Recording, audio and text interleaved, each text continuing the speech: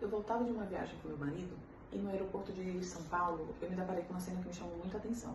Tinha uma senhora sentada no chão ali já prestes a entrar no avião e ela sentada no chão, ao redor tinha algumas mochilas, ela ainda estava com o uniforme do lugar que ela trabalhava, era um supermercado, e ela chorava muito. E as pessoas trombavam naquelas coisas ali no chão e nela, tropeçavam, e parecia que ela era invisível aos olhos de todo mundo ali. Eu tinha acabado de comprar uma água, sentei do lado dela e dei água para ela. Ela levantou os olhos, olhou para mim e disse assim: nossa, eu nem sei se eu bebi água hoje. Ela se acalmou um pouco e me contou o que estava acontecendo. Ela mora muitos anos em São Paulo e ela recebeu a notícia do falecimento do pai dela de forma muito violenta.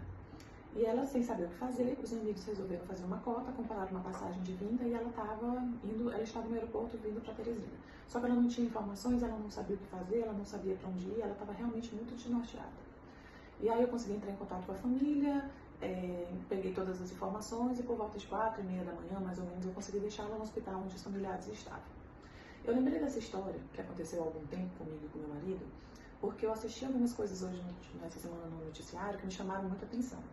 Uma delas foi uma brasileira que mora no Canadá e ela foi vítima de assédio no banheiro de um metrô, muito movimentado, e ela gritou por socorro. E muito embora algumas pessoas conseguiram filmar, mas ninguém conseguiu de fato prestar socorro para ela. E a outra situação foi com o ator do Big Brother, que teve uma convulsão, ele caiu, e também muito embora as pessoas tivessem ficado muito mobilizadas ao redor dele, ninguém conseguiu fazer nada ou se deslocar até aquela pessoa e tentar resolver de alguma maneira. A gente não nasce assim, a gente aprende a não se importar, e isso é grave, isso é muito grave. Porque muito embora a gente acredite que talvez a gente não vá nunca passar por uma situação dessa, a gente precisa entender que é esse mundo que a gente vive. E que mesmo que você esteja no auge do seu privilégio, você não está imune de viver uma situação em que você precisa do cuidado de alguém. E é muito doloroso estar numa condição como essa e ser invisível.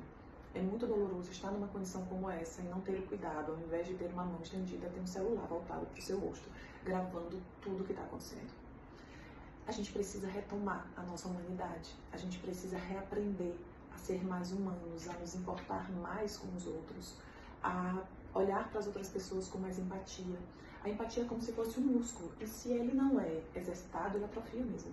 E a gente vai endurecendo, enrijecendo para as coisas da vida e das outras pessoas.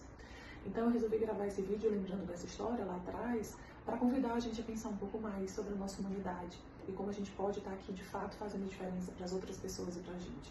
Que a gente possa ser muito mais mão estendida do que celular, filmando e registrando as coisas que vão acontecendo.